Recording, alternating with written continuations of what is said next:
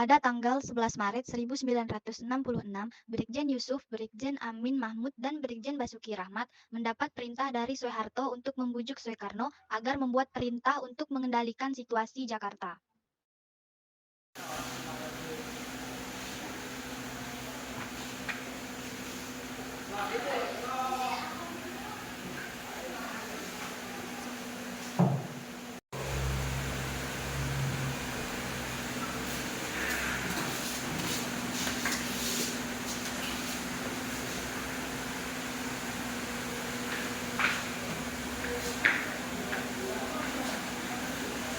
Silakan Ibu.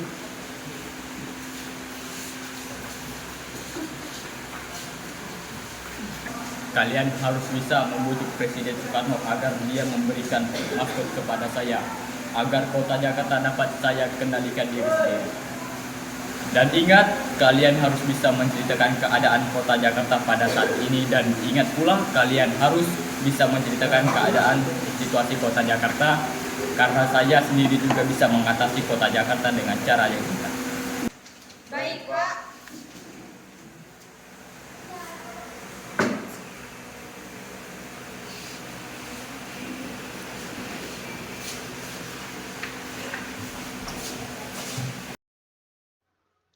Ketiga brigadir tersebut tiba di Istana Merdeka.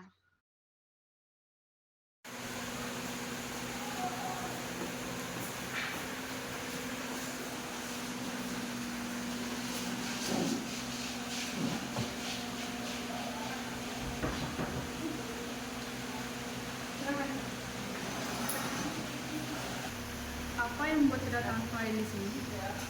Saat ini kota Jakarta sedang tidak aman. Banyak mahasiswa melakukan demokrasi untuk penumpasan PKI Indonesia. Saat ini kota sedang kacau. Lebih baik kita mengadakan keamanan. Bagaimana jika kota Jakarta menjadi kendali Jenderal Soeharto saja? Jenderal Soeharto bisa mengendalikan situasi ini secara singkat. Saya setuju dengan Pak Basuki. Saya akan membuatkan laporan untuk disampaikan kepada Jenderal Soeharto.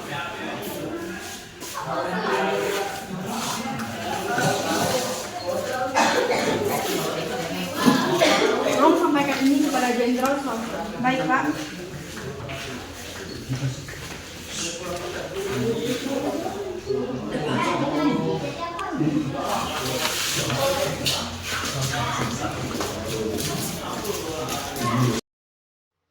Soekarno pun setuju dengan hal tersebut dan dibuatlah surat perintah yang dikenal dengan istilah Super Semar, Surat Perintah 11 Maret.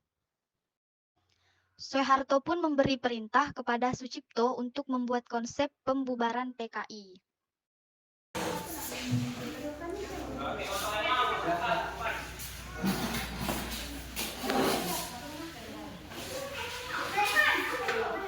Silakan Ibu. Saya Sucipto. Saya ingin kau membuat konsep pembubaran. Saya ingin segera mencegah PKI. Kau, saya ingin melaksanakan tugas di Bapak. Siap.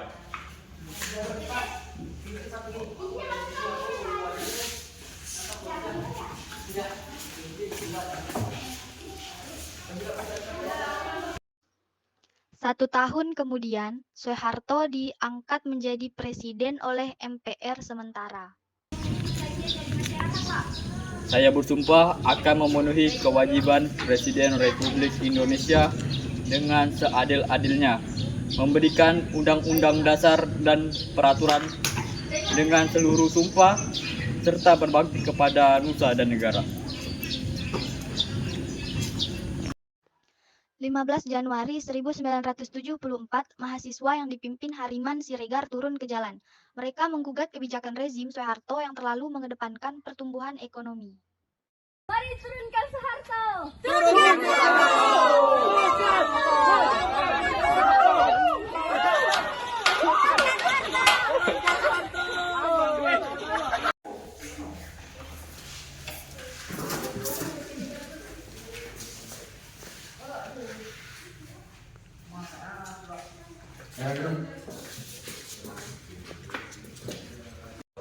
Saya mendapatkan informasi bahwa beberapa mahasiswa yang melakukan reformasi akan mendatangkan pemerintahan Jepang. Kenapa hal ini bisa terjadi? Saya ingin hal ini terselesaikan.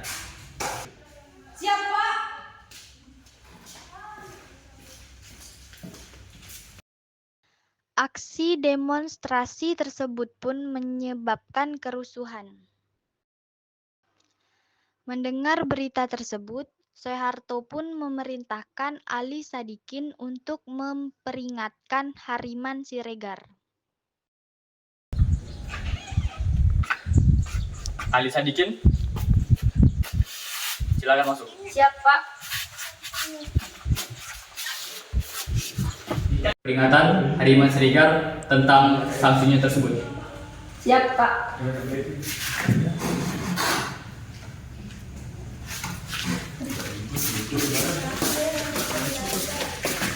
Hariman, keadaan semakin gawat. Siapa yang membuat kerusuhan itu?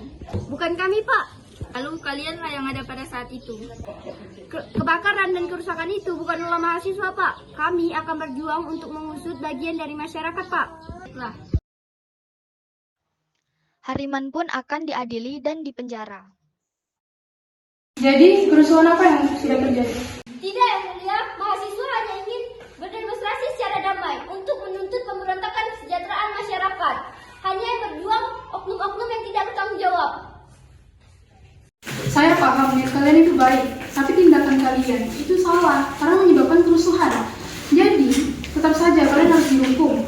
Saudara Hariman Siregar, atas tuduhan membuat kerusuhan pada tanggal 15 Januari 1947 dengan hukuman sebesar 6 tahun penjara. Sidang ditutup.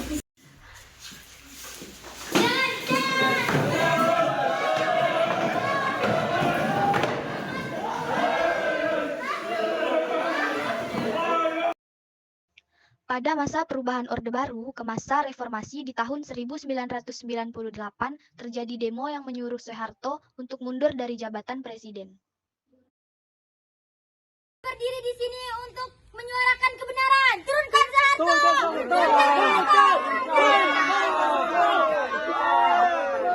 Bukannya selama orang-orang pindah buat apa yang untuk membodohi orang. Turunkan Soeharto! Barang siapa yang berjuang bersamaku pada hari ini, maka dia akan menyanyi saudara bersatumu.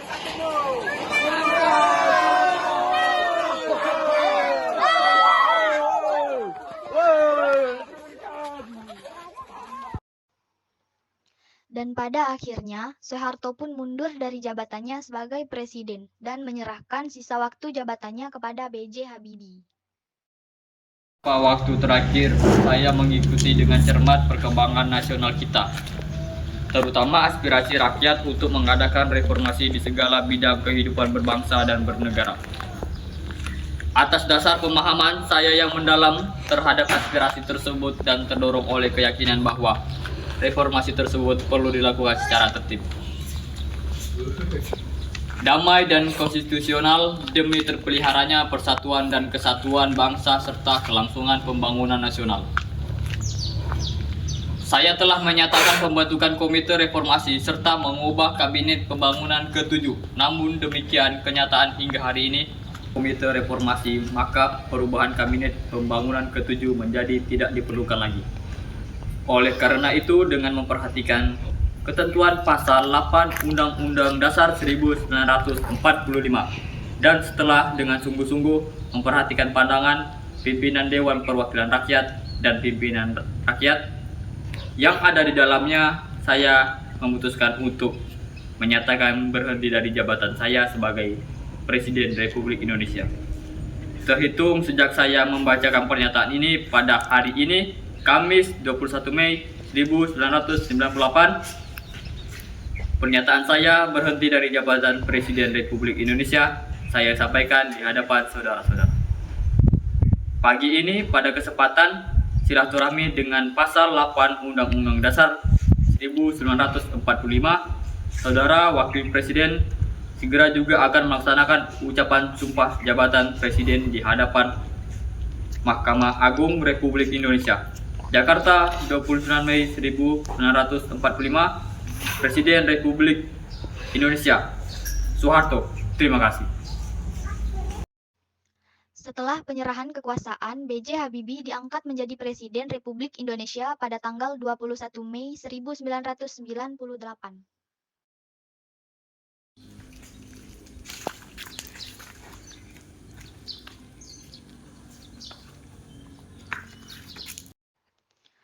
Beberapa tahun kemudian, pada tanggal 20 Oktober 1998, B.J. Habibie mengundurkan diri dari jabatannya sebagai presiden dan digantikan oleh Abdurrahman Wahid pada tahun 1998 sampai 2001.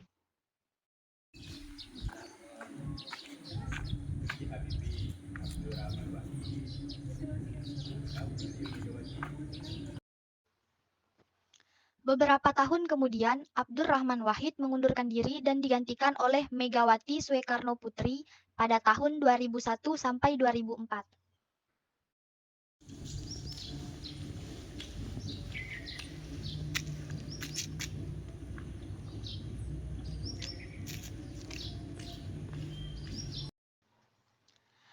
Beberapa tahun kemudian, Megawati digantikan oleh Susilo Bambang Yudhoyono pada tahun 2004 sampai 2014.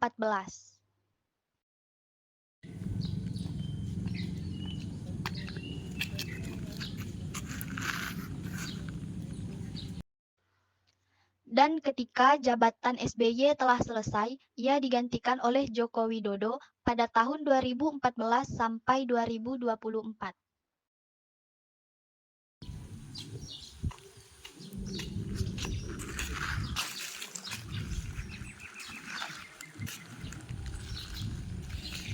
Ada nggak dipenuhi?